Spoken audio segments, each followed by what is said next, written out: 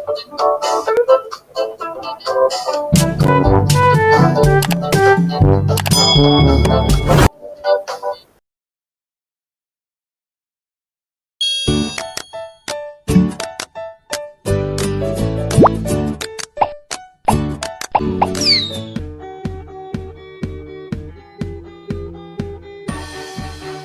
day, class!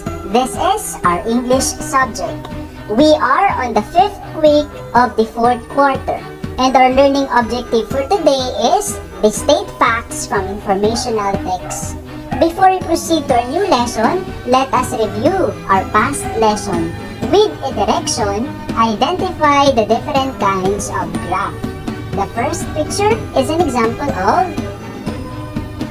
a circle graph or a pie graph. The next picture, you're right, this is a line graph. How about this one? Correct, it is a bar graph. And the last picture is an example of a pictograph. Good job, kids, we answered it right. Our lesson for today is all about informational text. Informational text is a non-fiction writing written with the intention of informing the reader about a specific topic that gives factual information. It is typically found in magazines, science or history books, newspaper, autobiographies, and instructional manuals. Here are the 5 common text structures used in informational and non-fiction text. We have descriptive or description, problem and solution, time sequence, comparison and contrast, and the last one is the cause and effect. Here are the 5 types of informational text structures. We have descriptive or description. Texts that use this structure simply describe or tell about something. With few exceptions, these texts also present plenty of details about what they are describing. Example, sunset is the time of the day when our sky meets the outer space solar winds. There are blue, pink, and purple swirls spinning and twisting like clouds or balloons caught in blender. The sun moves slowly to hide behind the line of horizon while the moon races to take its place in prominence atop the night sky. People slow to crawl and trance, fully forgetting the deeds that still must be done. This informational text simply describes the sunset. That is why this is an example of a descriptive or description form of an informational text. The second type is what we call chronological sequence or time order. The author provides events in order or lists steps of procedure. In chronological sequence or time order, we are using signal words such as first, second, next, then, before, after, finally, following, now, soon, not long after. Example, the procedures or steps in eating our cereal. First, get the ingredients. Next, pour your cereals in a bowl. Then, add milk and stir. Again, this is an example of an informational text with time order form. The third type is what we call problem and solution. The author gives information about a problem and tell or show how it is solved. Example, the title is How to Relieve Exam Anxiety. There are certain things which students can do if they suffer exam anxiety. To begin with, they should get a good night's sleep the day before the exam. If not, this will cause more stress and anxiety. The second effective solution is to change their poor study habits. The last thing they should do is to think positive. They will get rid of all their fears and worries. In summary, getting a good night's sleep, changing their poor study habits, and thinking positive are effective solutions to deal with exam anxiety. Again, this is an example of a solution and problem type of informational text. The fourth one is what we call the cause and effect. The author tells about an event and what happens after because of it. Example, I decided to never fall behind. Finally, I decided to make school a priority over friends and fun. After implementing these changes, I became an active participant in school discussion. Then my test scores began to rise. How exciting! It seems to me that being smart is simply a matter of working hard and being active. As you can see, there is a cause and probably there is an effect. The last type is what we call compare and contrast. The author tells the similarities and differences about two or more topics. We have here an example. Oceans and lakes have much in common, but they are also quite different. Both are bodies of water, but oceans are very large bodies of salt water, while lakes are much smaller bodies of fresh water. Lakes are usually surrounded by land, while oceans are what surround continents. Both have plants and animals living in them. The ocean is home to the largest animals on the planet, whereas lakes support much smaller forms of life.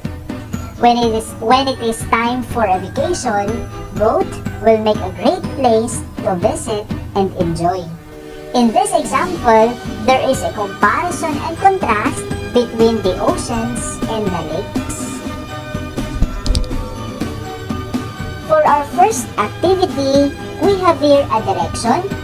Identify the text structure of the following passages.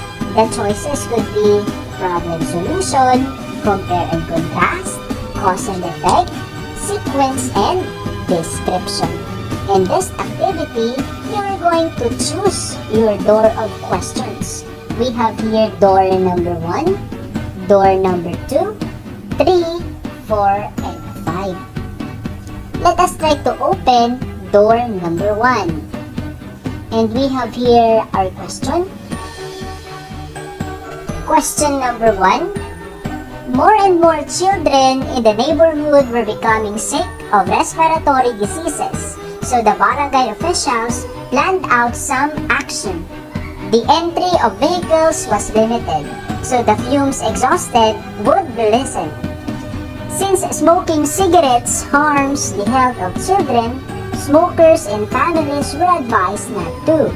The people were encouraged to plant more trees and other plants in their yards, in order that air around would be clearer. This informational text is an example of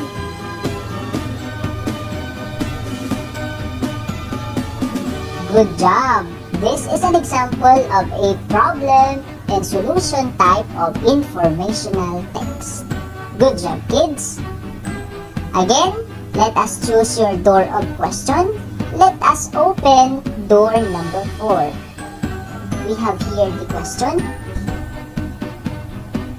The school today and in the past are similar in a few ways and different in some aspects. Both have a learning room, a teacher, and a books. However, the classroom in the past are considered concrete structures where learning should take place.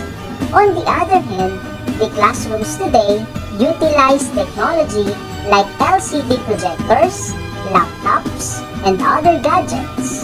Another is that lesson plans in the past were from printed materials, while lessons of today are from books and other online platforms. No matter how alike and different the schools in the past and today are, What matters most is how effective learning takes place. This informational text is an example of very good. Compare and contrast. Since this informational text shows comparison and contrast between the school today and the school from the past. So, the next door to be opened would be door number 5. And here is our question. Let me read it for you. I haven't been to Bali, Indonesia, but I have read about it. I have been to Boracay Island. That's why I know these two tourist destinations are similar in many ways. Both are small islands. Bali and Boracay boast of international cuisine because people from all over the world visit them. Bali beaches are golden while those of Boracay are white and the sand is fine as the powder. This informational text is an example of. You can also comment your questions or your answers at our comment sections so that I can see if you are also answering it right. So the answer for this question is compare and contrast. There is also a comparison and contrast between Bali, Indonesia and our very own Boracay Island. So, what's the next door to be opened? Let us open door number 2. And here is our question. Boiling is perhaps the fastest way to purify cloudy water. You will need a boiling pot, fire, salt, coffee filter or cloth, charcoal, and cotton. First, pre-filter the cloudy water with the cotton filter or folded cloth. Then, boil the filtered water. Add a small amount of salt to improve the taste of the water as it's boiling. Next, let the water cool. Meanwhile, make the cotton and charcoal filter by crushing the charcoal and putting it in the cotton as the trap. This will remove impurities and still some bad taste from the boiled water. And finally, filter the boiled water through the cotton trap. This is an example of. You're right. An example of the sequence. And the last question or the last door to be opened would be door number 3. And here is our question. The lack of rain has horrible effects on farmers. With no rain, their land dries up, and it is very difficult to grow anything. When the crops fall, the farmers have no choice but to get a second job in order to make the money they need. Farming is a full-time job. Many farmers end up selling their land. Some farmers have accepted the government program which we call the Conservation Reserve Program or the CRP. This informational text is an example of. Good job! This informational text is an example of cause and effect. Good job, kids! We opened the door of questions and we answer all of the questions right. We need to remember an informational text is a non-fiction writing written with the intention of informing the reader about a specific topic that gives factual information. And the 5 common text structures used in informational and non-fiction text are descriptive or description, time sequence, problem and solution, comparison and contrast, and the last one is the cause and effect. And for our last activity, let us answer what's in with a direction. Circle the letter of the best answer. For question number 1, which type of text text structure describes an issue and at least one way to solve it. A. Chronological order. B. Cause and effect. Or letter C. Problem and solution. Number 2. Some dogs and cats do not have homes. People started animal shelters to take care of these animals and solve the problem of homeless animals. At the shelters, dogs and cats get food and water. They get to play with other dogs and cats. A. Cause and effect. B. Description. Or letter C. Problem and solution. The third question. Which type of text structure describes events in time order? A. Cause and effect. B. Chronological order. Or letter C. Compare and contrast. The fourth question. Today, more people are connected to the internet than ever before, not only at home but also on mobile devices such as smartphones and tablets. Many of these people now get their news from internet rather than reading newspaper. As a consequence, many newspapers have gone out of business. A. Compare and contrast. B. Cause and effect. Or letter C. Description. And the last question. Frogs and toads can live in water and on land. They both catch food with long sticky tongues. They eat insects and small animals. You can tell them apart by their bodies. Frogs have long, strong back legs and thin, moist skin. Toads have shorter back legs and drier skin. A. Description. B. Compare and contrast. Or letter C. Cause and effect. Good job, kids! We answered it right. Thank you so much for listening today. I hope you learned something new. Bye!